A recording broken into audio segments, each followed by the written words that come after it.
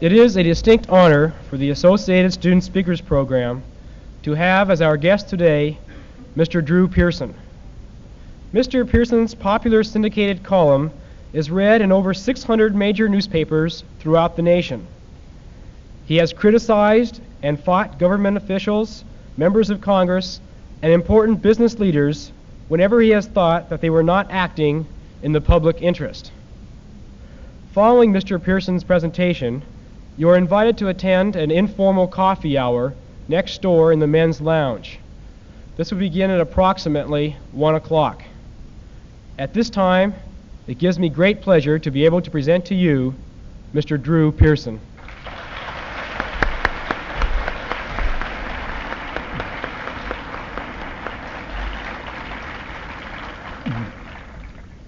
Mr. Chairman, ladies and gentlemen, I think it's quite fitting that one of the most controversial columnists in Washington should be invited to speak before a university which is considered somewhat controversial, though I understand you don't take too much responsibility for your stepchild further north. At any rate, it is courageous for you to invite a newspaper man who is now under investigation by the FBI for the alleged theft of Senator Dodds' documents.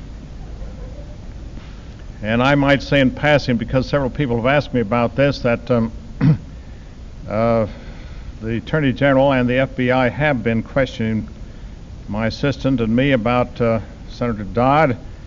And the real facts are that although it's been advertised that I have a feud on with Senator Dodd, I have praised some of the things that he's done on various fronts, such as the investigation of the problems of juvenile delinquency and the gun trade, which led to the assassination of President Kennedy. But the basic fact is that when a senator uses money from his campaign fund for his personal expenses, and when he makes speeches on the Senate floor on behalf of a paid foreign agent, it seems to me it's the duty of a newspaper man to publish these facts, whether you are a friend or an enemy of Senator Dodds, and I didn't consider myself an enemy. The tragic thing about this whole business is that there has been in Washington for some time apparently two codes of behavior, one for senators, one for lesser people such as Bobby Baker, and now for newspaper men. So this is not a feud, a personal feud. It's a conflict between honesty and dishonesty in government, between the prosecution of big people and the prosecution, the no prosecution of big people and the prosecution of smaller people. I don't know what's going to happen about it, but anyway, I thought since I'd been asked some questions, I would just deal with this very briefly. The chief thing I want to discuss this morning is the question of whether we are drifting into World War III.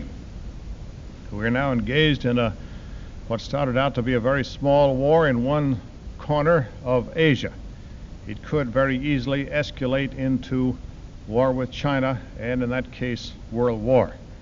I want to discuss this fairly carefully, very frankly, and if in so doing I should step on some political toes in the audience, I hope that you'll remember that for a good many years in Washington I've stepped on toes in fairly high places, and at least one former president was quite vocal about it. You remember, I'm sure some of you, my old friend Harry Truman, who gave me a lot of publicity. And at the height of our controversy, at the time he was throwing names in my direction, the post office received a letter. It was mailed in Chicago. It had no name on it and no city and no street address. It was simply addressed to the SOB. The post office, with unerring efficiency, brought it straight to my door.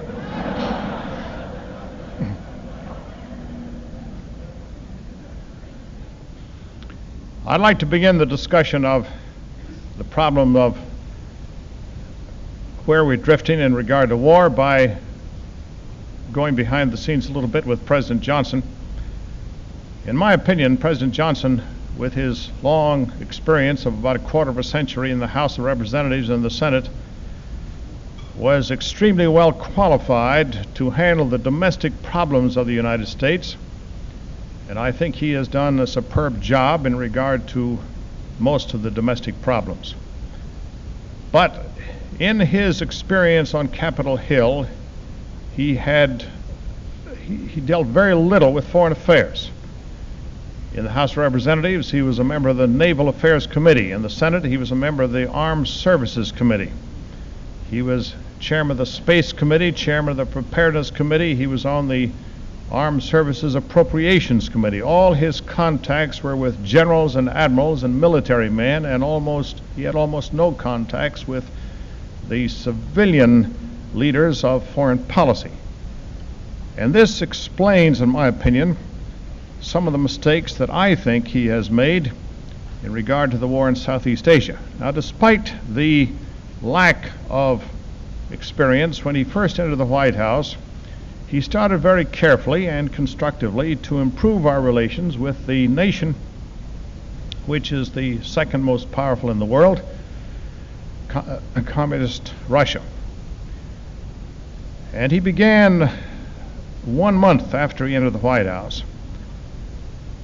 At the final 30-day the end of the 30-day official mourning for the late President Kennedy, there was a memorial service held at the Lincoln Memorial where the President spoke. I was a member of the District of Columbia Committee for that service, and it was my duty to escort the new President back to his limousine. And somewhat to my surprise, he invited me to get into the car and drive back with him to the White House. On the way back, he pulled out of his pocket a State Department memo regarding the problem that was then uppermost in the field of foreign policy, whether or not the United States should sell wheat to Russia. This, you'll remember, was in December of 1963. This memo, which he read to me in part, said, in brief, that if the United States should fail to sell wheat to Russia, the Red Chinese, who were already arguing and criticizing the Russians, would say, aha, we told you so. You can't possibly get along with these imperialistic Americans. They won't even sell you wheat when your people are hungry. Though they gave wheat to the Chinese after they had defeated them, they gave wheat to the Germans after they had defeated them. Now they won't sell wheat to you. And so the State Department memo said that it recommended very strongly to the President that we sell wheat to Russia. The President, turning to me, said, if I'm going to sell wheat to Russia, and I'm going to face the opposition of a little clique up on Capitol Hill, a hangover of the old days of the isolationist group which defeated Woodrow Wilson's League of Nations, they're out to defeat me. And if they should defeat me now, they would continue defeating me during the rest of my term. So he said, even though it's 3 days before Christmas, I'm going to call them into session, I'm going to make them vote on this, and I'm going to win. Well, that was exactly what he did. Now, simultaneously, in that same month of December, he cut the military budget by 30,000 surplus civilian personnel and about 30 extra out-of-date military bases. And simultaneously in Moscow, Khrushchev cut the Red Army budget by 4.7%. And thereafter, Mr. Johnson and Khrushchev continued on several important occasions to cooperate in step-by-step improvement of relations.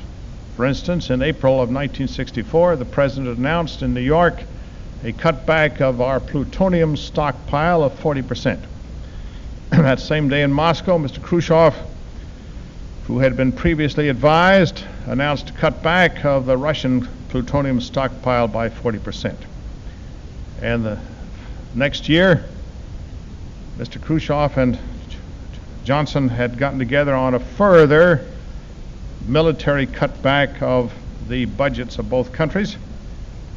Johnson negotiated a consular treaty with Russia, an agreement for the exchange of information for the desalinization of water, so that by April of 1960, or a year from the time Mr. Johnson got in office, relations had so improved between these two countries that when I interviewed Mr. Khrushchev in Cairo, when he was dedicating the Aswan Dam, he gave me a message for the president. He said, "Please tell your friend Mr. Johnson that I am worried about our relations with Cuba." This, of course, was after the showdown with Mr. Kennedy over missiles in Cuba. He said, "I am worried because we are taking all of our Russian troops out of Cuba, and we have no troops on the anti-aircraft guns. When you were flying your planes over there, we were very careful not to shoot at them, but now that Castro's men are on the anti-aircraft guns, we can't guarantee what will happen, and if they should shoot down one of your planes, you would retaliate against Cuba, and as an ally of Cuba, we would have to retaliate against you. We don't want that to happen. So please tell Mr. Johnson that he can take pictures without sending planes over to Cuba." He said he can take pictures of military bases on Cuba from his satellites. After all, he's been taking pictures of our military bases for some years from his satellites, and we've been taking pictures of your military bases. I'd be delighted to sit down with Mr. Johnson and compare photos to see which are the best. Furthermore, he said, Cuba is long, shaped like a sausage. You don't have to fly over to take pictures. You can fly to one side and take pictures from an angle. Well, I got that message back to President Johnson the next day, and there has been no trouble over Cuba. Now, previously, 2 years before that, I had had another interview with Mr. Khrushchev, and he was at first not in such a friendly mood, but after 3 hours of an interview, and these interviews usually take a long time, I got him to talking about farming, and he relaxed quite a bit and became quite friendly, and at the end of 4 hours, he said, let's go for a swim, and then we'll have dinner. He called for his daughter to take Mrs. Pearson to the ladies' bathhouse. He took me to the men's bathhouse. My wife later asked me what it was like to be all alone with the head of the communist world stark naked.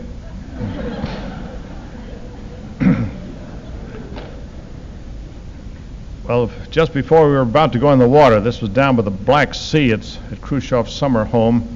Just before we were about to go in the water, Khrushchev said rather apologetically, he says, "You know, I don't swim very well, and I wear a tube." He had a little inner tube he wore around his chest. He said, "Would you like a tube?" I didn't tell him I'd been on the swimming team at college. I said, "No, I don't think I need one." But he had an inferiority complex about this. He said, "You know, when Ambassador McCloy was here, he wore a tube."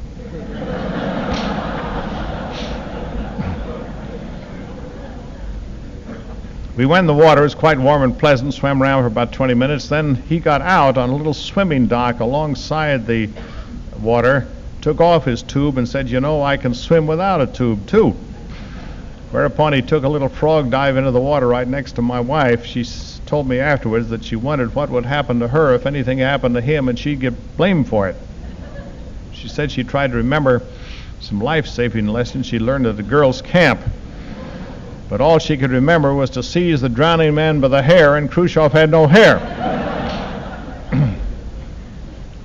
However, he managed to dog paddle around, kept his head above water, and after this we went up to the house for dinner. It was then almost 10 o'clock at night, and dinner lasted until midnight, and I've never partaken of such a regal and capitalist repast. Well, Khrushchev has a delightful sense of humor. He has an amazing knowledge of the United States and of American political leaders at that time. He described President Eisenhower as a man who sincerely wanted peace but couldn't control his administration. He described Mr. Nixon as an actor. He says you can tell every move he's going to make in advance. I wouldn't trust him around the corner. And he described President Kennedy. As a man you can disagree with but still respect. And he told me about his conversations with both men. Now, Khrushchev is a fellow who rather likes an argument, and I argued with him on several occasions. I told him, among other things, that I didn't think he would ever get a settlement of Berlin as long as he kept issuing critical statements of the United States and President Kennedy. Because, I said, you have to remember that Kennedy was elected by a very narrow margin, and he was worried about his Republican opposition. Well, said Khrushchev, I know he was elected by a narrow margin. He said, as a matter of fact, just before the election in October 1961, or 1960, the American ambassador came to see me and wanted me to release the American RB-47 flyers as a gesture to show that our two countries could work together. And I said, no, this would just help Nixon, and we're voting for Kennedy.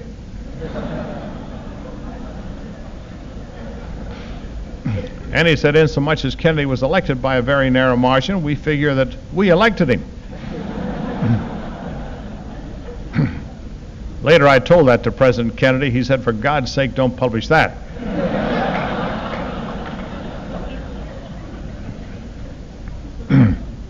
However, said Khrushchev, I know what it's like to have a narrow margin. Just after Stalin died, I was not the big man around here. I had a narrow margin. The big man was Molotov. Molotov was a good, honest revolutionary, but when it came to understanding human nature, he was just as dumb as this wood, and he knocked on the table. I had agreed in advance that I would submit any direct quotes for approval, as you have to do with every European leader. And when I did so, Khrushchev didn't change anything except he took out the words dumb as this wood and made it read that Molotov was a man of no flexibility. But continuing, he said, Molotov argued that what the Russian people needed were a lot of political doctrines, and I argued that what they needed was more housing, more food, higher standard of living, and I put this across. But Molotov kept needling me, opposing me, and finally forced a vote in the Presidium, which he won 4-7. I then appealed to the Central Committee, where I won, and he said if there was another vote, I think I would win again. Well, there was another vote in October of 1964, which he did not win when he was kicked out of office. There are several reasons for this, but one of them was that, and I don't think this was the major one, but he had been opposed by a small group in the Kremlin which was anti-American. He was considered pro-American. And the much more important reason was that relations between Russia and Red China at that time had reached a very bitter stage. Khrushchev had been called all sorts of names by the Chinese, a clown and a tool of imperialist America. And it was obvious that there could be no healing of the wounds unless Khrushchev was ousted. And so he was ousted. Well, I went back to Moscow just a year ago, last month. Khrushchev had been out about 6 months at that time, and the atmosphere in Moscow had changed materially as far as the upper echelon of officials were concerned. They were not very happy toward the United States. They were quite critical. It was not so much a change in Khrushchev's policy. It was really the fact that we were in Vietnam. And the fact that the war, particularly that we were bombing North Vietnam, the relations in Russia were so bad that although the Russian people were very friendly toward me and my wife and are friendly generally toward Americans, yet it was dangerous to talk to some of the bureaucrats in the Russian government publicly. You had to do it privately in their cars where there could be no tap on their rooms or their telephones. On one occasion I talked to one very pro-American bureaucrat in a museum standing in the middle of the floor where her office phone, where there were could be no dictaphones in the walls, or at least we were away from the walls so they couldn't pick up any sounds. And this was the most drastic change which has probably happened in many years in relations between the United States and Russia. Again, I repeat, because of the war in Vietnam, and particularly bombing the North. And you may ask the question, how did President Johnson, after very carefully improving relations for more than a year, suddenly get follow a policy which completely reversed this? Now, the answer goes back to the election campaign of 1964, when he was opposing Senator Goldwater. Goldwater was castigating him for being soft on communism, and particularly soft in his policy toward Vietnam. At that time, as you will recall, Johnson asked the Canadians to sound out the North Vietnamese as to whether they would negotiate for peace. Now, he did this privately in August of '64. He didn't get a reply back from the Canadians until September. By this time, the campaign was in full swing, and he was being criticized by Goldwater harder than ever. And so Johnson did not take up the favorable offer that came back from the Canadians that the North Vietnamese would be willing to talk peace. Johnson waited for political reasons. He waited too long. He waited until after November, after the elections. He went down to the ranch to rest. And by the time he got back and pursued the question of peace talks once again with the Canadians, it was too late. This time the Canadians came back with the answer that the North Vietnamese were not willing to talk peace. What had happened was that there had been so many changes of government in Saigon that the North Vietnamese figured they could win the war without talking peace, that there was no real government. There was only a skeleton government in South Vietnam.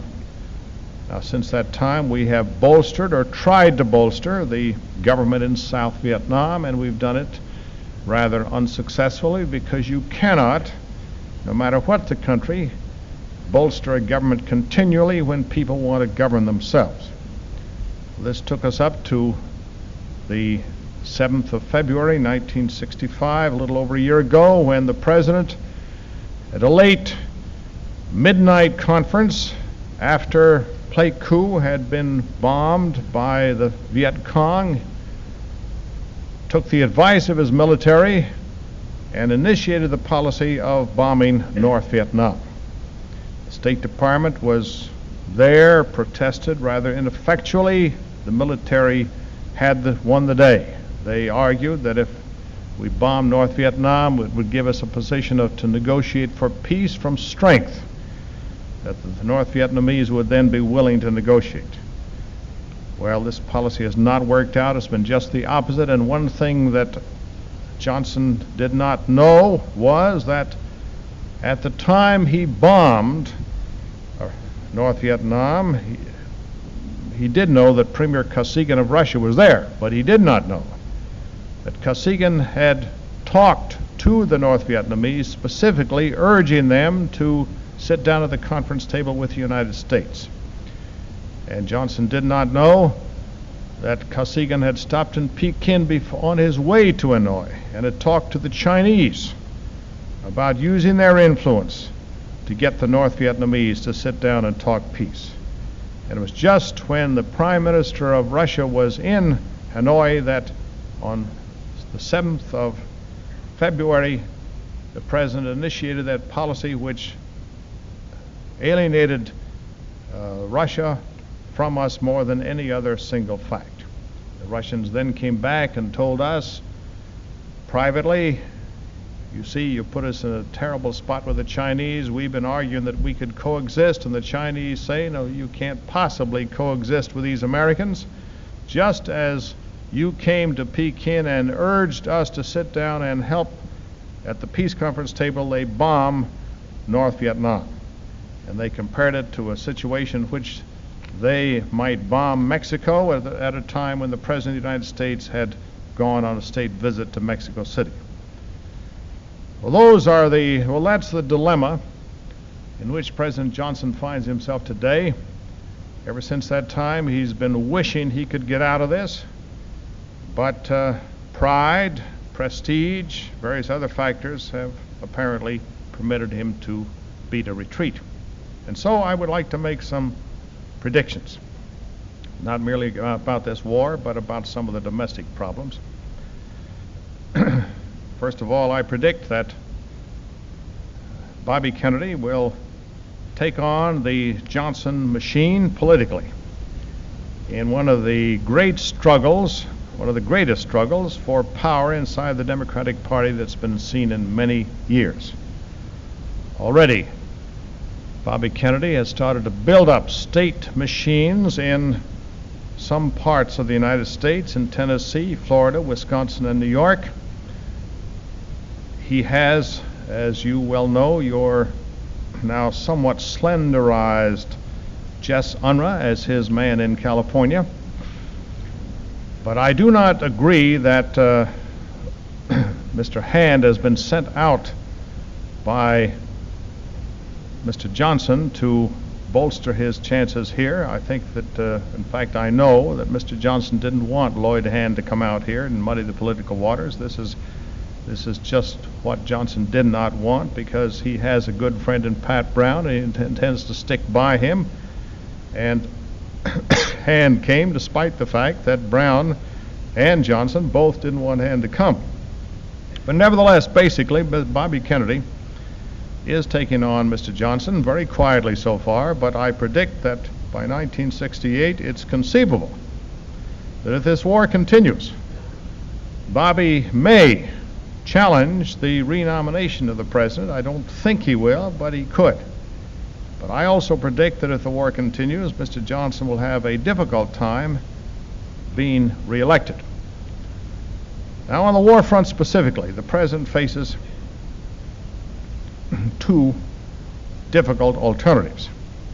One is to send more troops into Vietnam and settle down for a long war. If he does this, he creates more ill will. He creates the very objectives that he wants to achieve. You can't win a war by occupying a small country with a great mass of troops, because the more you do, the more the more inflation there is, the more American GIs compete with local men for the ladies, for the taxi cabs, for the places in the restaurants, and the more the civilian population turns against American occupation. This is what has happened now, and is one reason for the anti-American demonstrations that you have seen in the last week or so. This is also it's also a case where a big colonial power is pitted against a people who've been struggling for freedom dating way back to the days of the French, and the sympathy of all Asia is in favor of the little people, especially because there's also the color question involved. So no matter how many troops we send in there, the president probably cannot win this war decisively any more than the French were able to win it when they finally got out in 1954. The other alternative for the president is to get out soon, to have elections held, and those elections will probably result in a civilian government which would ask us to leave. Perhaps not decisively, but at least some of the majority of the new assembly would ask the United States to get out. Today, the unfortunate fact is that we could not even carry out the recommendation of General Gavin when he proposed that we establish what he called enclaves, cities along the coast which we would hold, withdraw from the interior, not try to fight in the jungles and the swamps and the rice paddies, and merely hold these cities. I say we can't even do that today, because in the cities the resentment is so strongly against us for the reasons that I've just outlined. It's in the cities of Saigon, Da Nang, where the riots have been the worst. We have in Saigon as our ambassador Mr. Henry Cabot Lodge, a very able, experienced gentleman who has been in the Senate, ran for vice president, has been a diplomat, but is what is called in Washington a hawk. In other words, he's for very strong measures. Now, it isn't always the case that these strong measures work in a country of this kind. For instance, last week, Mr. Lodge recommended to Premier Key that he send South Vietnamese Marines up to Da Nang and he offered American airplanes to fly them up there. And they were flown up in American planes.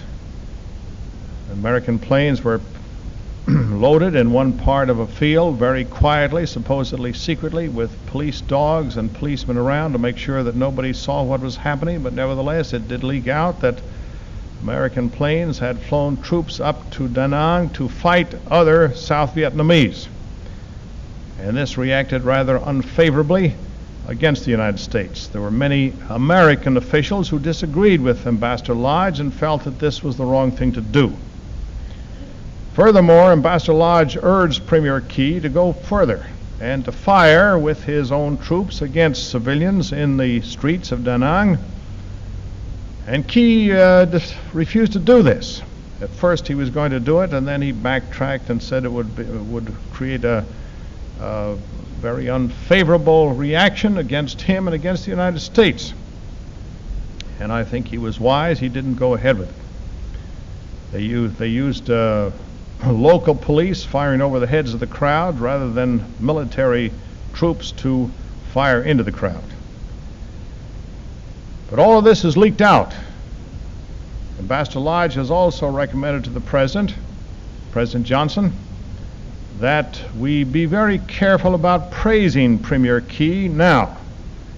The advice is a little late because Mr. Johnson flew all the way to Honolulu 6 weeks or so ago to bolster President Key and make a big issue of his support for him.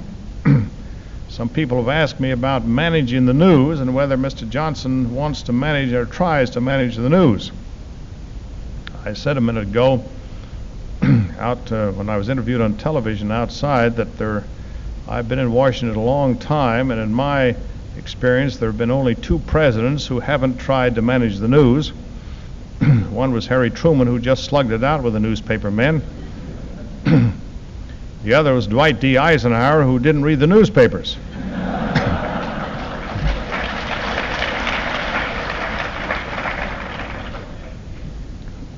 But Ike had a press secretary who did read the newspapers and was very efficient, Jim Haggerty, and when you were traveling with Eisenhower and had been very critical of him, you found that your baggage just didn't turn up. But getting back to Mr. Johnson does try to some extent to manage the news. I don't think he's been too successful at it, and I don't think he's done it any more than any other president. I would say that on the whole, with the exception of Mr. Eisenhower, Republican presidents try to manage the news more, and they usually get away with it better because 80% of the press is Republican. But as far as Johnson is concerned, he did try to manage the news by flying out to Honolulu. At that time, Senator Fulbright of Arkansas was about to hold very important hearings before the Senate Foreign Relations Committee regarding Vietnam and regarding China, and Johnson wanted to take the headlines away from him, so he staged this trip out to Honolulu. This, in a way, is a very high-level management of the news, and I suppose legitimate, but it backfired because we then became more and more identified with Premier Key, and Ambassador Lodge in the last 2 weeks has urged us not to send any senators out there who might further identify ourselves with Premier Key, but for Key's sake and our own sake, to be divorced as much as possible, because it's quite obvious that Premier Key is not going to last very long. He's going to fall fairly soon. Well, these are the two alternatives. One is a long war, a disastrous war, and the second alternative is to get out and get out fairly soon. Now, if the latter happens, if we do get out, let's look at the political consequences. First, on the more favorable side, our allies almost everywhere would be delighted. The Japanese have been very unhappy about the war in South Vietnam. So have almost all of our Asian allies, with the exception of Thailand. Our European allies have been unhappy. The British Labour Party, the Labour administration has been unhappy. They've supported us officially, but most of their own parliament members and many of their rank and file have been very down on what we've been doing. So this would be a plus. The second important problem to consider is, what would China do? Would China invade South Vietnam if we got out? Well, in the first place, China wants this war to continue. The Russians have wanted it to stop. The Chinese have egged the North Vietnamese on. They didn't have to do it too much, but the Chinese just love to have us embroiled in a war which alienates us and the rest of Asia. But I do not think, and I predict, that the Chinese would not take over South Vietnam or North Vietnam. In the first place, the people down there, while they want to be friends with China, they want to be independent also. I would say the situation is somewhat the same as Mexico. Mexico wants to be friendly with the United States, but they do not want to be under the United States. And the South and North Vietnamese are exactly the same way. I predict the two countries would combine. There would be a communist government. It would not be a pro-communist government particularly, and eventually they would settle down and be somewhat like Yugoslavia perhaps, and reasonably friendly toward the United States after a passage of some time and the bitterness died down. The third reaction as a result of our withdrawal would be political. What would be the effect on President Johnson in the coming election? What would the Republicans do? And this, I believe, is what is bothering the president most. He has a certain amount of Texas pride. He is inclined to think that he is a great leader on foreign affairs. I don't think he is. He is a great leader on domestic problems. But he is worried over the fact that the Republicans would immediately say, aha, we gave you all the support you wanted, we were for you in Vietnam, and now you pulled out. And this, I firmly believe, is what is probably bothering the president most. However, I predict that sometime this summer, sooner or later, the president will take the advice of a senator who, after the United States had supported the French in Vietnam in 1954, and after the French had pulled out, this senator made this statement on the Senate floor. It is apparent that American foreign policy has never in all its history suffered such a stunning reversal. This picture of our country, needlessly weakened, is so painful that we should turn our eyes from abroad and look homeward, unquote. That advice was given by the senator from Texas, Lyndon B. Johnson. And I predict he will now follow his own advice.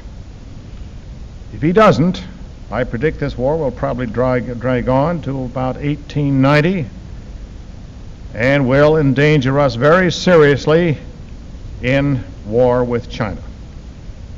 Now you may ask, and I think it's a very important question, as to what our long-range policy should be as far as, regardless of this war, whether we're in it or whether we're out of it, we face the problem of trying to get along with two very powerful communist nations, Russia and China. I think our long-range policy should be boiled down to two very important points. Number one, we should try to improve our relations with Russia, which we can do. And we should have a friend with us, which is possible, to support us in case of a much more dangerous showdown with China. I say it's quite possible to improve our relations with Russia because the Russian people are very friendly.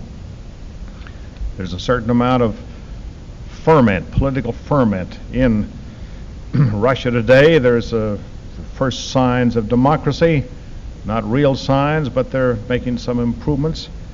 They're beginning to criticize themselves, criticize their own government. They've even got a critical sense of humor. One story the atomic scientist told me when I was there last was how the Russians had put a woman on the moon. They said they had no trouble getting her up there, but they had a lot of trouble getting her off. It took them 3 months. When they finally got her back, they put her through the hospital for the usual routine physical test and were rather worried to find that she was pregnant. This really concerned them because they had to admit either to the Immaculate Conception or that the Americans got there first.